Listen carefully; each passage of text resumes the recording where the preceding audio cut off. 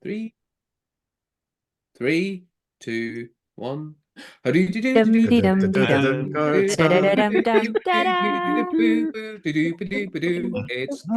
Cardstock. Excellent. That was the best rendition of the Cardstock theme tune there's ever been. Well done, everybody. I'll turn up late. Welcome I'll miss it, to- I thought. That's not what Nick was trying. Nope. It cannot be escaped. We should release, now that's what I call Cardstock 97. Compilation album of all the best Cardstock theme tunes. We are here today with Shermon Cruz joining us from Singapore. Good evening, Shermon. Good evening, John. Good evening, everyone. Yeah, Good to great see to you, see you. everyone. Finally, I've checked some of the recordings last week. It's a fun group, right? And well, that's why you were so familiar with the Cardstock theme tune, I'm sure. Expertly sang. What we're going to do today is we're going to talk about Shermon's deck, Dreams and Disruptions, a Foresight game. And so we'll do that for as much of the session as we wish, but then also sort of like broaden the conversation out into talking about card decks and futures more generally. So without further ado, Shermon, what is Dreams and Disruptions about? Yeah, Dreams and Disruption is a scenario building game that incorporates, some essential elements of scenario planning and futures and foresight, whatever you might call it. But then, of course, it's a structured approach, right? So you've got scenario archetype in there, like a hybrid futures archetype, as a card element of the game, time horizon, emerging issues of change, and of course those forces of change that remains the same, right? Like same as ever since, right? Because there are some things that has been there, right? Like we get to reframe them, but they always mean the same, right? Sorry, it's all different. So and then of course leaders and movements as well as a critical aspect of the game, because it's not just about scenarios, but when this scenarios enters the domain of leadership and organization, they tend to evolve in the ways of knowing as far as these actors are concerned, and disruptions as well, right? Like can disruptions change the conditions of change, or could they change the way we envision the future? So you put that together, that's the Dreams and Disruptions game. So it's a scenario imagination card game. And the reason why I develop a card game is to gamify the process. Because most of the futures and foresight processes that I've seen before the pandemic, like in 2019, doing foresight over the years as well, was that it's pretty quite, for some people, technical. Right? Especially when you teach them, right? Like, or you do this for futures literacy purposes. There are a lot of challenges when it comes to understanding the terminologies, right? Like, how do you situate yourself in thinking and imagining when you're doing futures and foresight? And I thought that, might as well gamify the process and let's see what happens. Amazing. I'm going to show, in fact, I might do it like this. I'm going to switch my camera. He says, trying to remember how you do this one. I know how to do this. Come on, John, you're a grown up. There we go. So I'm just going to unpack some so that people can have a sense of what's inside. Da, da, da. So there's Pluto drivers, societal drivers, nature drivers. Then we have cultural and technological drivers. These are the leaders cards.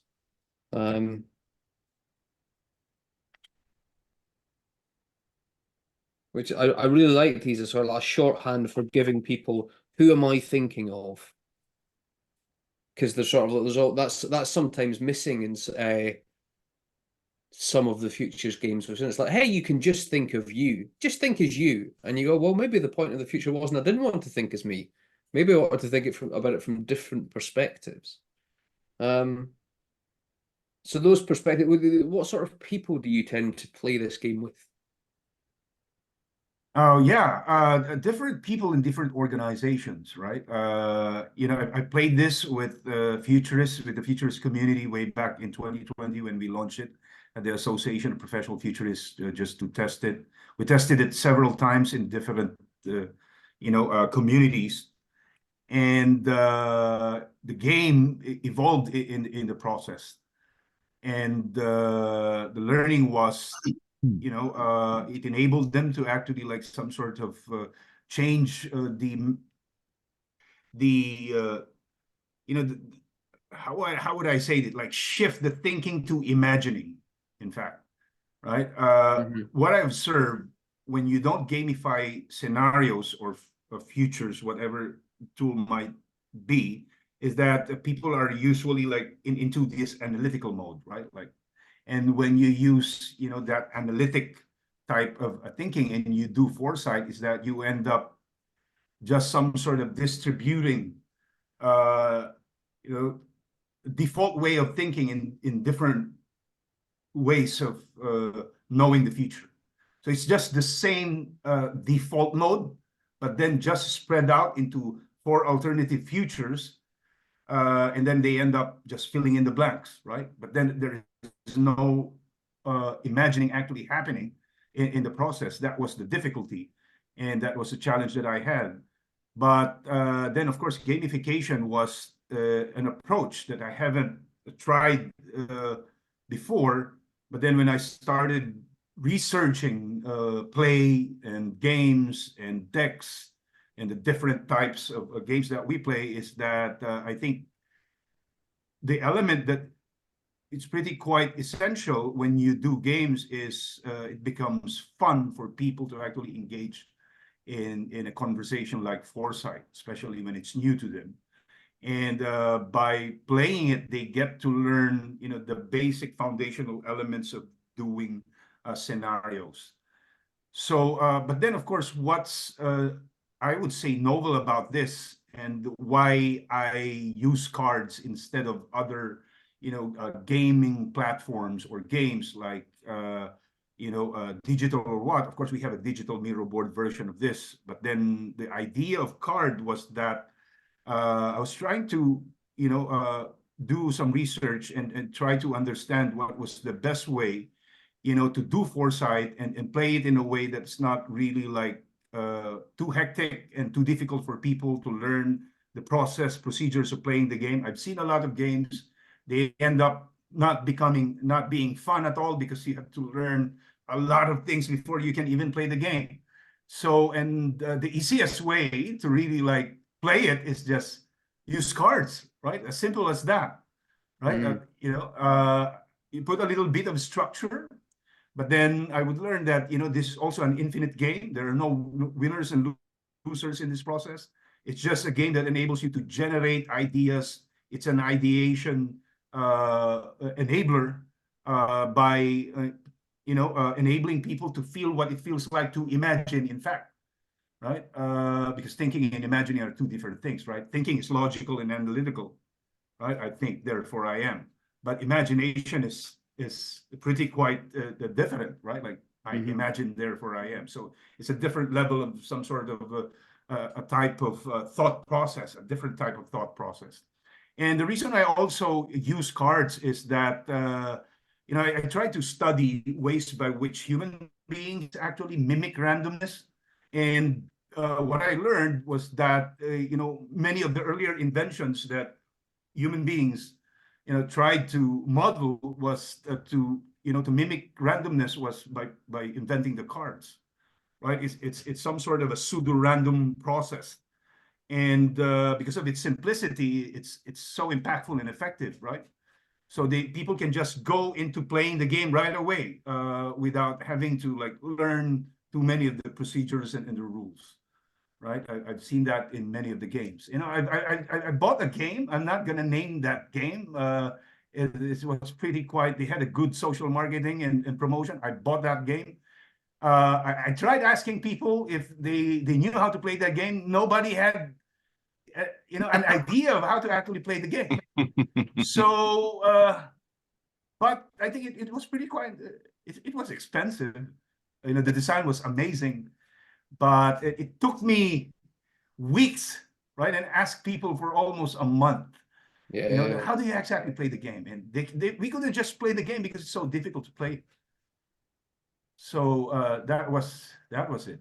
I And definitely have some of those. Matt has his hand up. Matt, what's your question? yes, Matt.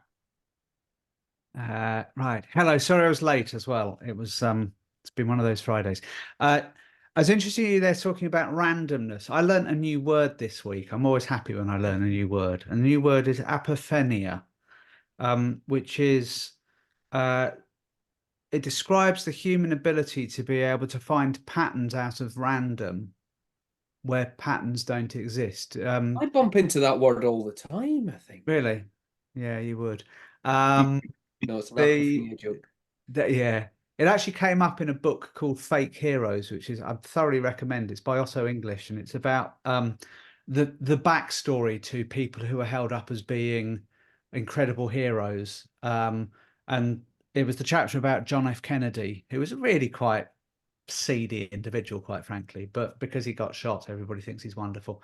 He's been beatified as a result. But this apophenia, in its bad sense, the way that human brains use it is that we create things like conspiracy theories, because we'll take random information from around us and then go, well, obviously that means that it wasn't the man from the book depository. There was a third gunman, and therefore that's how JFK died, and it's the deep state, which is interesting.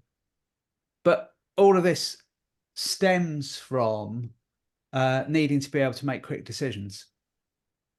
And so is it a lion, or is it a tiger, or is it just the way the grass is moving? Let's not debate it. Let's not create a spreadsheet. Let's just run, just in case. And that's kind of important. And I think one of the things out of all of this is this had crystallized in my mind for a while, but what I've realized with learning this word apophenia is that this is a reason why cards and card games are really interesting, because what they give us is the random input for us to be able to create new patterns or new ways of looking at things, which, as we are increasingly closeted and not presented with information that will be different for us, as the search algorithms tailor themselves to be able to provide what they think we need, not what it is that we might randomly consume. And as we don't have time in physical space with people, all these kind of things, finding methods for us to be able to have the random input to allow the serendipity and our brains to be able to see these patterns that might not exist but might be useful anyway. I think I'm fascinated by this whole dynamic. Yeah, in fact, that's a good point, and thank you for bringing that out. Because when I was like building the game, I was trying to figure out ways by which I can incorporate, a randomness in the way you do foresight. And card is one, right? Like you don't get to choose the card that you're gonna play when you're playing cards, right? So it's just some sort of a little bit of unknown or unknowable element into the game. And most of the time, in fact, when we do foresight or scenarios, that the practice is that you get to choose the cards that you play. Like, for example, your drivers of change. It's either that you rank them, you choose them, you vote on it, and based on intelligence and data that's available to you, you get to choose these things, right? And most of the variables that we combine and put together are highly correlational to each other, right? What if, the variable, when you're faced with the cards or forces of change that are uncorrelated to each other, right? And that you don't get to choose your forces of change. So what does that mean when it comes to imagining or envisioning the future? Adding to more elements into that is that one thing that I learned from a workshop that I had with the technology folks or specialists was that, what we learned after playing these games, that we don't actually get to choose our crisis. We just don't. Yeah, it's beyond our control, right? And in fact, that is the nature and function of the future as well, if you consider that some sort of a function. So the game was designed, to embed those elements, so that when we imagine and envision the future, and by incorporating randomness, we get to learn the value of randomness as far as, imagining, alternative future worlds. And when you're faced with variables that are not correlated to each other, there is a highly likely possibility that you can actually imagine unthought of futures. With that in mind, I think we should draw a hand. Oh, next got a question first.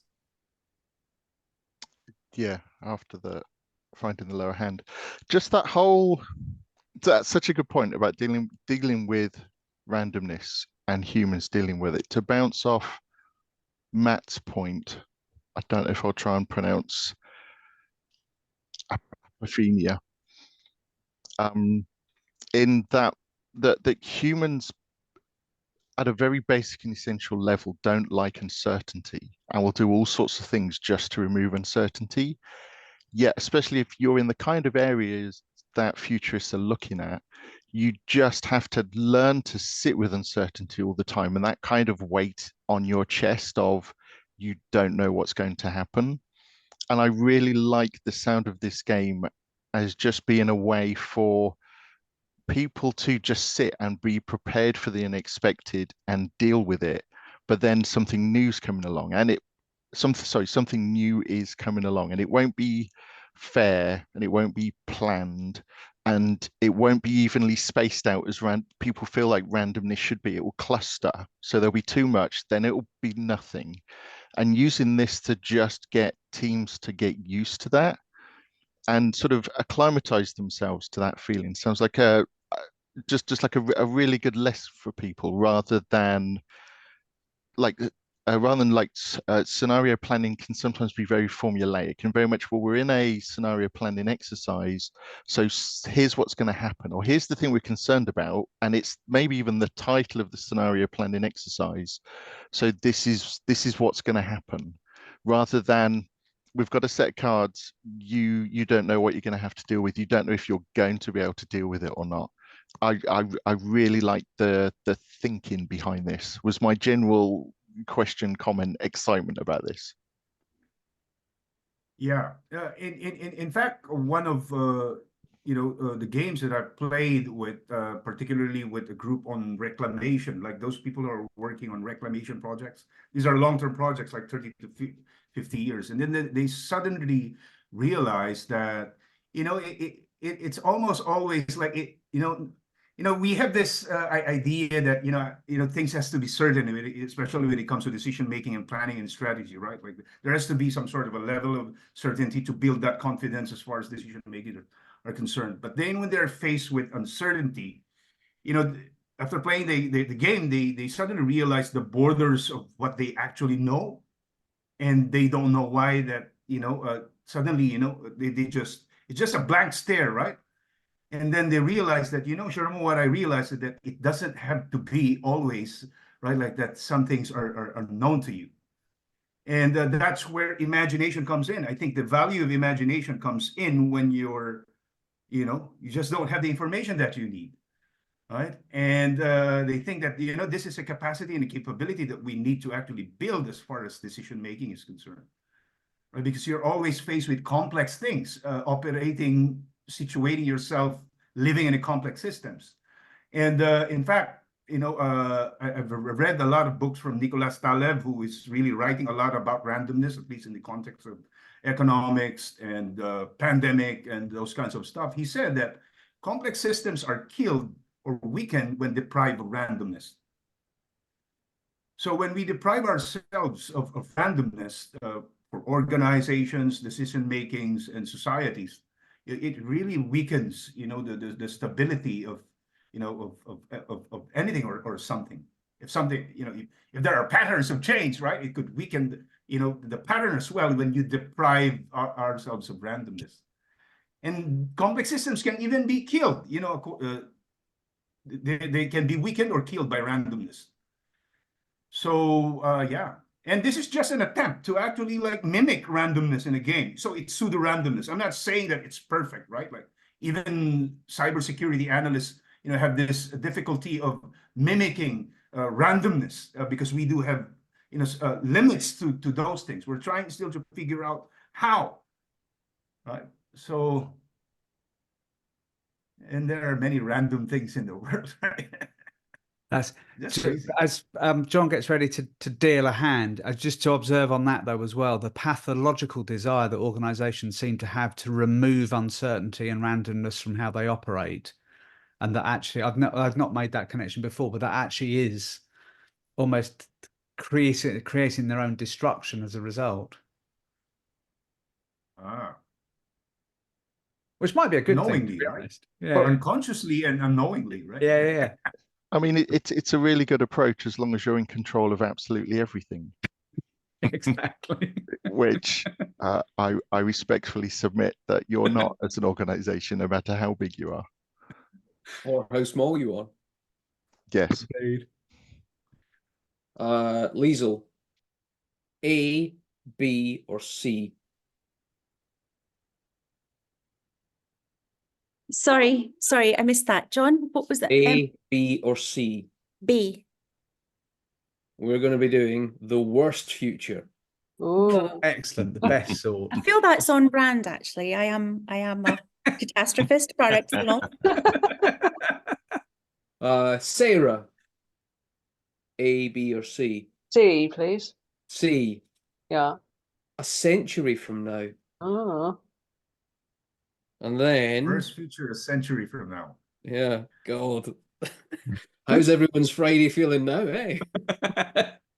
I'll be long. I'm going to shuffle up the emerging drivers of change and just do 3 at random.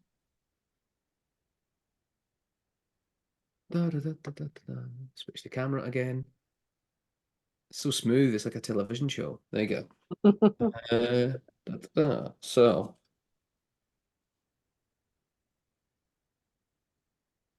systemic euthanasia. Jesus.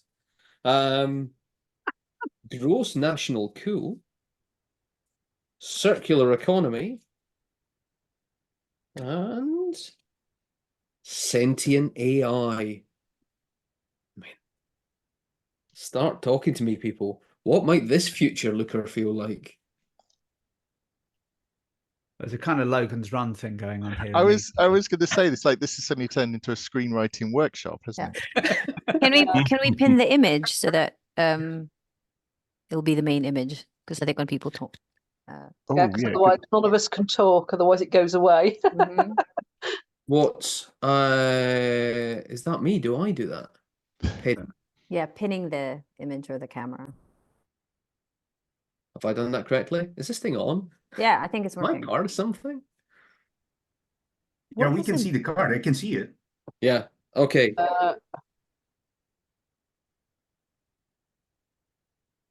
Yeah. So yeah, with systemic is an Asia gross national cool, sentient AI, and circular economy that makes it complex, right? Like you see, have 4 variables of change of Yeah. our not of our own choosing. What would a worse future look like a century from now? So we're harvesting people at a relatively early age to be able to make sure that the economy is continued to be fueled by the recycling of bodies.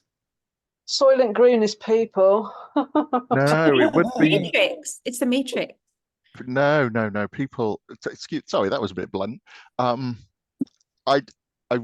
really think the idea of harvesting young people for the benefit of older people is interesting. Partly as per Matt's response, it's horrible. It's kind of already happening, isn't it? Yeah, exactly. You kind of see it, and as Rena said in the chat, it's the kind of thing that's either making all sorts of assumptions of what Rena's thinking. Either in general it's happening, i.e. retired and older people want the economy to still work, so if younger people just burn yourselves out, or like more literally, there's that guy who sort of takes 8 pints of his son's blood over a period of a year or something. So it's one of those things that's, as per a lot of the other technology we've got, it's completely ridiculous until it happens, and then it's kind of already on top of us. So there you go. There's the future. So you'll still be around, Matt, but let's in 100 years. But let's not discuss how you're still around in 100 Well, you years. see, but from what you described there, I won't have that difficult dilemma of which children to give what to in my Yeah. will, because they won't be around. Well, It's you all won't getting- be. It's all getting a bit Elizabeth Bathory, isn't it? Can you? All right, I'm gonna imagine a science fiction type story then. Okay. In a century from now, because at the moment Canada is a little bit psychopathic and normalizing this notion of assisted euthanasia. So that's like increasing trend, maybe, hopefully not. But anyway, whatever, that's happening. AI has been unleashed, which means younger generations can play catch up with older people much faster, right? So they're appropriating content that they haven't experienced as such. So in a way, what we assume are younger people, like it's not so linear, they mature faster. We're seeing that already anyway, that 11-year-olds are having sexual relations and, acting like adults at 11. So because of technology, and with AI, that's accelerated. So this notion that we have to wait until we're 18 to be an adult may change. We might see, worst case scenario, that someone who is 10 can now vote, right? So we lower this idea of what an adult age is. And then safety AI, gross and cool. It's just so grim, isn't it? So yeah, so this collapsing of generational knowledge that used to be something like, where you're an adult, but it kind of gets slower, and as a result, the crises that comes with the responsibility, right? We have midlife crisis and all that stuff, or that comes sooner. So the potential of, I don't really want to consider euthanasia, but instead of people thinking, I need to get older till I'm 80, they might still say, you know what, I'm done with this life game, right? So because it's become a life game where younger people might opt to not actually want to live till they're 80 because they've seen it all like sooner, and they might want to just say, nope, I'm gonna book my time out of this at age 50 or something. I'll stop there. This is beautifully described, Rina. Thank you. I'm now going to interject the second bit of the game, which is a leader. I'm just going to choose one because I don't know I've never heard the term for Sherman, so you can tell us what it is. Moralist. Oh, yes. Yeah. So yeah, just a bit of that, perhaps some context, right? Like, here's this Indian philosopher named P.R. Sarkar, and he has this idea of what he called the theory of social psychology. And then in his view, there are 4 dominant social psychologies at the collective level, right? One is the worker mindset. So the worker mindset is a different way of knowing reality. They use their bodies, to create, construct the environment that they exist in. So a body, right? Like the carpenters, those kinds of stuff. So that is the propensity that they have. But then their ability to actually influence the environment is not that much when you try to compare it with an intellectual who influences the environment through ideas.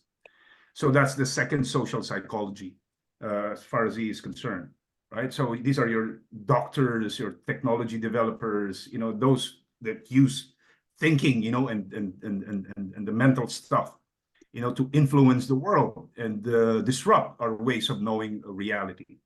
So, and then you also have the military, right? They have a different way of knowing and influencing the environment, and they use, of course, force. Power is in the barrel of a gun, right? Like they have a different way of approaching the world. And of course, last but not the least are the capitalists, right?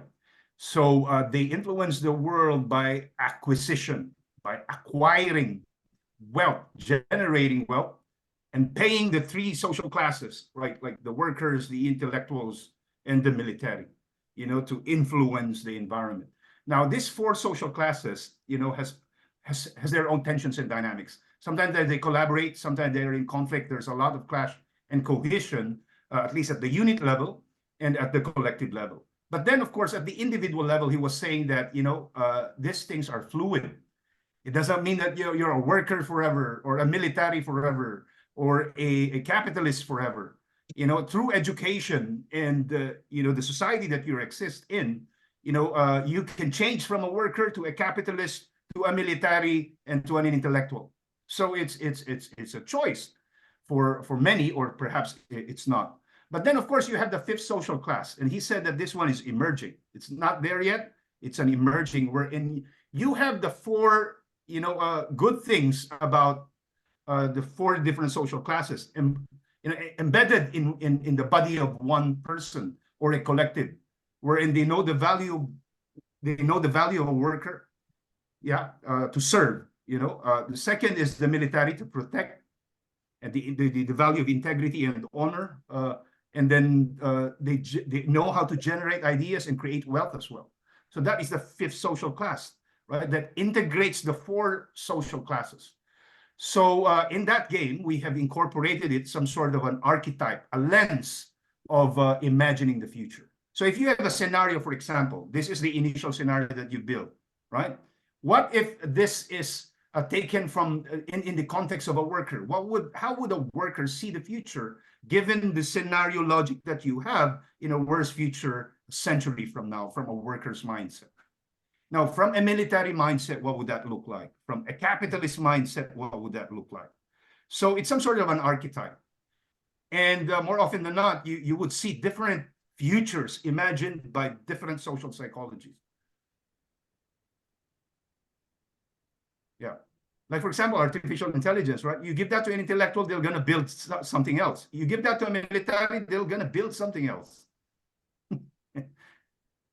For a merchant, they're going to create something else, right? And then that's where the tension comes in.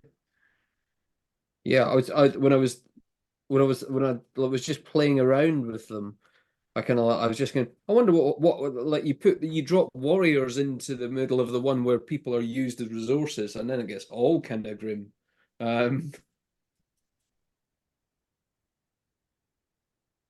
But yeah, I'd never likewise, Nick, in the chat, I've not heard of this either. So there's an interesting thing though, isn't there? That the systemic euthanasia is immediately taken as being a bad thing. But that's from a world where life is seen as limited as opposed to just merely finite. And actually, if you look in the developed economies at the moment, increasingly, actually, the end of life is a really big problem. I'm just, if we think about in 100 years from now, will morally that one in particular have shifted in terms of view as being seen as, I don't know, it strikes me there's some really interesting stuff at the moment about how we've got a lot of legacy of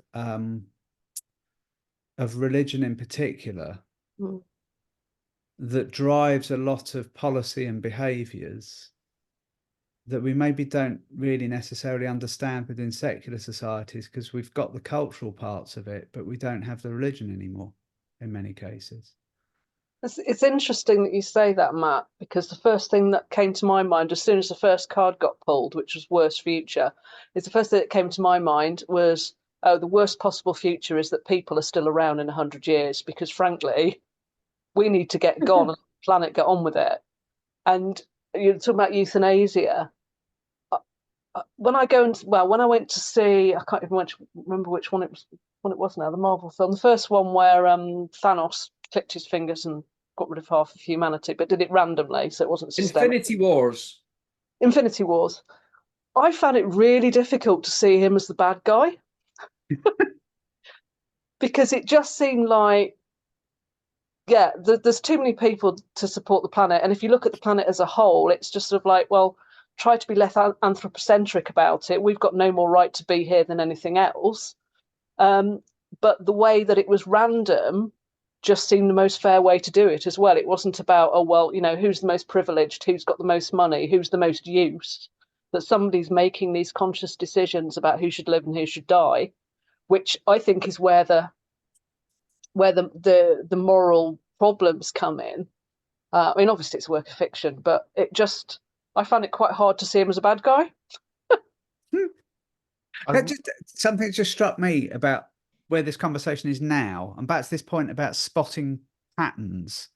There's a really interesting thing here where we're starting to make these connections through this random input to be able to create these patterns from what we're being presented. Now, the archetype card is really interesting because if you were to now swap that for something else, having spent some time thinking about and making connections between these cards in that context of the worst future, is it then harder or easier to do that one, for example? Because do we just now limit ourselves to, well, you try to invert things, you have the opposite of what you had before, but that's actually just the same as what we've just been talking about, or I don't know. I'm interested as to whether people find that switch trickier or not. So whether we come laden with the conversation. Yeah, that now we've made a whole bunch of conversational connections between the random information that we had before us to be able to change the context of it. Is that a really hard thing to do now? Because we've built up a whole model and we've got to now sort of unlearn that bit and then create a new one. I don't know. I'm just curious as to. I've heard some responses from those who played the game. You know, here is a university president who is really optimistic, right? So much optimism in her, and then she was dealt with a worst feature card. You know, she told me that it's so hard for her to think about worse futures. She couldn't just do it because she's so hopeful and optimistic. Oh God, people like that, honestly. Wait, I was just about to make that comment. That's really interesting. I thought that this group was a little bit shirking away from describing the worst possible future. We were all quite keen to, I don't know, just found it quite hard to slot into that. I don't know whether it's being Scottish or not. John, you can maybe back me up or not, but I'm quite happy to describe the worst possible future because I'm all about avoiding, you know, what is it you have to do in order for that worst possible future not to be there? By the D word, do you mean disaster? No, dour. Dour. That's one of the better words I've heard to use to describe Weltanschauung. But it is interesting though that there is a kind of and I think it's also when you're in a group, I think we might be able to do, I would posit that we might be able to do it as an individual, but we're so interested in how other people perceive us. When you start talking about negative things a lot, we get afraid that that's how people think of us. And so we, you know, it's that thing, you know, you're about, you know, as a marketer, you know, people buy things and they do things in order because they're aware of how they're perceived by other people. And we are very conscious of how we're perceived by other people. And I think there's a little bit of that when it comes to talking about nastiness. You know, it's like, I'll talk about the nasty stuff for 5 minutes and then I'm going to be like, and here's several things we can do to make it shiny and wonderful. Because we don't like to dwell in that too much. So Which is how we get ourselves into trouble, by the way, as a human species as well. Nick had his hand up and Rena did too, but just to sort of to quickly come in to connect that, the sort of like not being seen as the nasty people, it made me think of the sort of like the times that you play Cards Against Humanity, and going back to the point about sort of like, are we stuck in that framing? Stephen's got a comment there too. I have noticed in games like that in a social setting, a card carries its history. So therefore, you get one of the cards in Cards Against Humanity, and actually through multiple rounds, people refer back to what it was used for in those previous rounds. And there's a lot of like in-game joke building and connections and whatever else and so on. But I wonder if here, to Stephen's point, and the others, are we just trying to reframe the context of that we socially have given that card now, or this collection of cards, or are we? How do we shake that off? How do we sort of... Is there also the thing that there's behind it all, whatever game we're playing or whatever rules we've created for ourselves for a game to create a story, that underlying it all, there's always that unspoken implication that actually what we're trying to do when things are bad is we're trying to find a solution. That at some point we need to shift from that, okay, I'm quite willing to describe what the bad future looks like, and it's not necessarily to do with how people see me or whatever, but it's to do with the point that, at some point we must move on to, and what can we do about it? Yeah. But I think people do that on a fixed time scale, and there might not be an answer. We haven't actually solved for X, whatever the problem is. And yet people put this sticking plaster on things because we've run out of time for problem solving and actions. And that's how really bad decisions and government policies, etc., get made. Yeah, going back to Sarah's point, in fact, that the thing that you mentioned is one of the question prompts, right? Like you have this worst feature scenario that we just imagined, and then what are we going to do about it? At least from a perspective of a worker, for example, from the perspective of an intellectual or a military or a capitalist or a Sadvipra, right? Like what policies, programs, innovations, activities, that you can actually like do, to address this or perhaps thrive in it, right? So that's one. And then I always remind those who are playing this game is that, I have to remind them that this is a game, right? Like, have fun with it, right? Like we're playing this, right? It's a serious game, but then it's a game, and then we're gonna have to reflect on it later on. Yeah. Okay, for the game thing, yesterday, was that yesterday? No, 2 days ago, I played How It Happens. So it's collapsonomics dystopia game, worst case scenario, different types of collapse game. It's a card deck by Crude Futures. So I played with 18-year-olds, and so the scaffolding is that they get given a random collapse. So I had 3 different groups. So they played with institutional collapse, narrative collapse, and economic collapse. They have to then have cards to describe what this world looked like. So it's a bit like Dungeons and Dragons of like, where did it happen, when, who, etc. Then there are events. So they're generic though with questions. So it's the students who have to come up with a flavor text of the collapsed world in worst case scenario. And to the point of, again, whether we end up wanting to solve it, I'm going to question that. And I think what is still missing to some element, or maybe needs to be heightened as a phase before you play the game, is to have some sort of agreement on your alignment. So in Dungeons and Dragons, you have the alignment of 9 types, right? Like chaotic evil, chaotic good, that sort of thing. And what like Nick Drage and I also know this other matrix of personality types, whether we call it military, etc., in that our identities change throughout a lifetime. So you may play the capitalist at first, but then after a while you get bored and like, well, sod it, I'm going to try philanthropy or something, or military. So I think my point was just that depending on who you're with in the group, you will play to that. You have that default internal character, like I'm playing as Rena, or will I play to be not as Rena, but actually I'm going to be like, I'm going to be chaotic evil, and I'm just going to like think of the worst things to try and complicate the scenario rather than just like try and problem solve that a lot. So that's all what I'm thinking is, because so I was doing that with students, some of them, instead of playing themselves as being creative and cultural, one of them imagined they were a surgeon, someone imagined being a bus driver.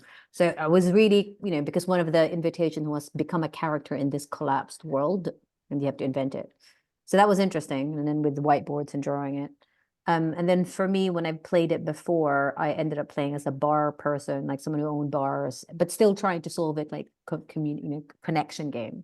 But when I play a different game, which is Twilight Imperium, which is a 12-hour plus kind of space opera game, and I've played a race type with flavor text and technologies.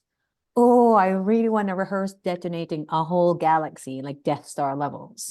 And it gets really tempting to just like, I want to do it, because obviously it's imaginatively, I'm not really going to do that.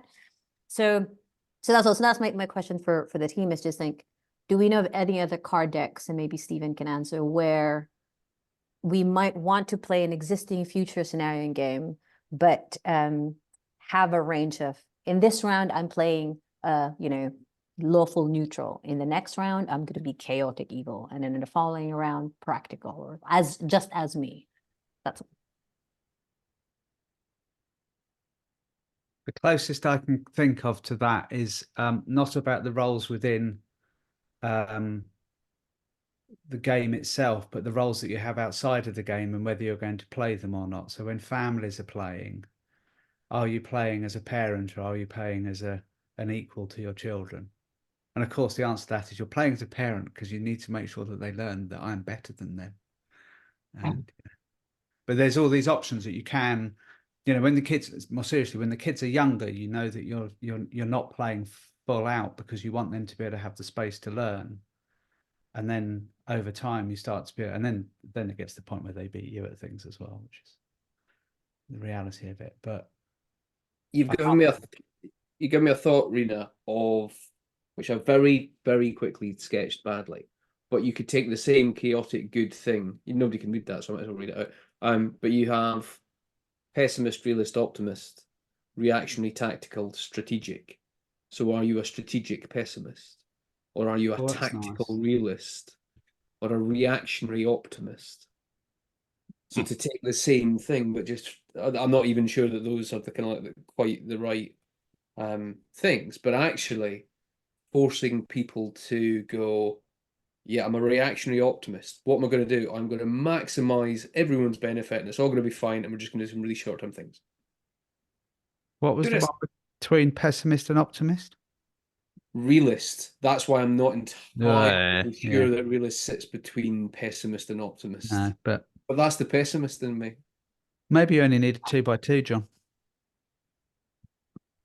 Mate, I'm all about 9 boxes, you know me. I know that, but No, Matt.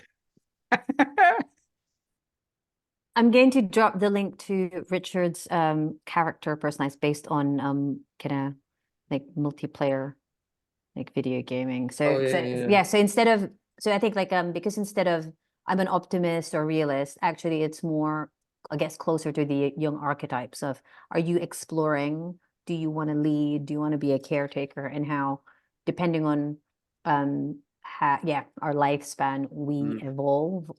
So I've sent that there. So it's not just like a matrix of 4. It's not even a matrix of 9 with Dungeons and Dragons, but it's an evolution of like, you want to play this first, and then after some time you'll evolve to something else. Yeah. You can go to there. Mm-hmm. There's also an element of people playing roles based on what everybody else is doing, because we shift our role based on what the people around us are doing. And I think that also comes into play. I want to finish with the last bit of the game because it talks about games. And it's a nice way to finish. And I want to ask Sherman a specific question. So the last thing you do is drop in a disruption. And I quite like, and I was really, this is the thing that kind of grabbed my attention about it most, if anything, was the fact that sort of some of those disruptions are things like H2 owned. So essentially corporate ownership of water, right? You go, I can see that happening and so on. The thing that made me go, oh, this is the game thing. You also have things under the same suit of the rise of superhumans and zombie apocalypse. So actually, you drop these things you drop zombie apocalypse onto our previous worst future, and that just takes it into a whole new direction. I find tell me about your decision making behind that, Sherman. Come again? Sorry. Tell me about it. So why did you make the end bit of the game quite so playful? I'd just like to hear you tell the intent. Yeah. These things are existential risk and threats, right? Like, try to, for example, read the report of the World Economic Forum. They just identify what the frontier risks are for the next 10 years. And then you get to read other reports from other universities that are looking at some existential risk for the next 100 years, right? And these things are pretty quite traumatic for people, right? And the reason why I put some fun element in the game is that you can play it in a low risk environment, right? In a low risk conversation. So as not to like some sort of trigger trauma, but rather, you facilitate a game where people can have fun as well while they imagine alternative future worlds and strategies, right? So that was the point. And the disruption part is really some sort of a stressor, into your ideation, like incorporating some stress aspects into the ideation process, right? Like how would your scenario or ideation evolve when you're faced with this particular type of disruption? And when people get to draw the zombie apocalypse, they start laughing, right? So I didn't want to put out the fun aspect of the game, and that's why it's play in the first place, right? Like, yeah. So and then, like for example, Jurassic resurgence, right? Like these are common to people's perception, right? Like they've seen this in movies, among other things, and when they draw these cards, they start to laugh and start imagining again. What would this look like? What are we gonna do about it? Like those kinds of stuff. So yeah. And then eventually, like, the scenarios evolved into something that even I haven't thought before, right? Like it's, yeah, like for example, we played this in Germany, and there was this idea of, the future 100 years from now is the emergence of the spiritual economy, right? The spiritual economics, right? 100 years from now. And what would be the manifestation of that if those were, public good, if that was a public good? And then they started imagining things like it was pretty quite obvious, really. But if you don't really like think or imagine about it, that you get to reframe what it means to have a peace cooperative, right? Can you have some sort of a spiritual insurance in the future? What would that look like, right? Can the state guarantee access, to spiritual well-being or wellness? Is that something that the community could provide and subsidize, given the fact that we're all meta and spiritual in those probably perhaps those years, right? That spirituality becomes a public good in a human right. So yeah, and those who are triggered by disruptions. Delightful. I'm also enjoying Rena's comments on the Benny Gesserit.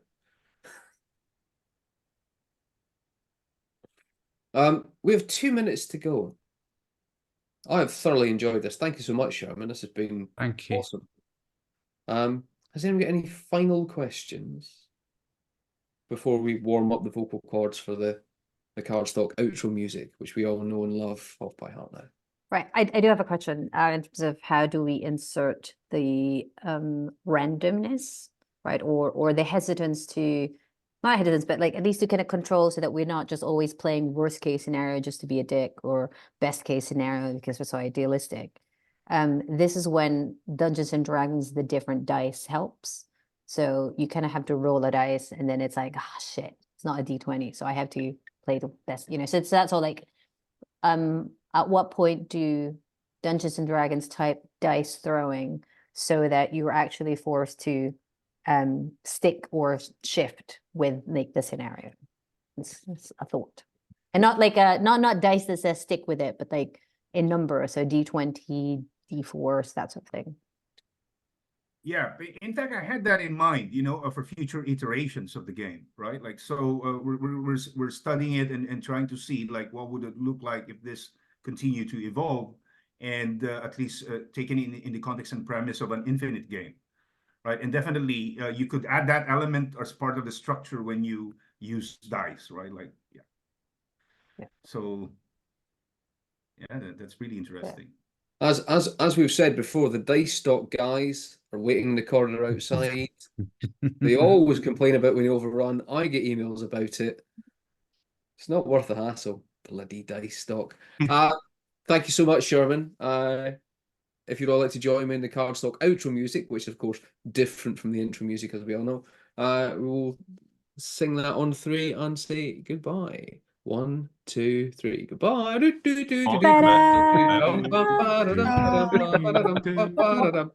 Goodbye, Cardstock.